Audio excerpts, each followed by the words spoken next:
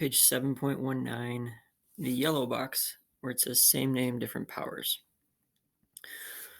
Does this book sometimes remind you of studying American history last year? Most likely you remember learning about the US Constitution. It is, after all, one of the most famous legal documents in the world. The US Constitution explains how our national government is set up. The Constitution is important because it influences what government is allowed to do and not do, or throughout the United States. Even though the US Constitution gets most of the attention, each state has its own constitution too. Minnesota's constitution also describes a government's powers. Unlike the US one, though, ours applies only to our state. Political parties argued about creating Minnesota's constitution. They knew it would have an effect on life in the state well into the future.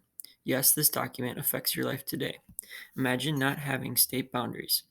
How would you know when you were here and when you were in Wisconsin?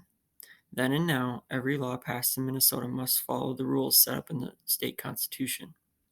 The Constitution Minnesotans approved in October of 1857 set up the state's government. Among other things, it set the state's boundaries, granted the right to vote to free white male citizens.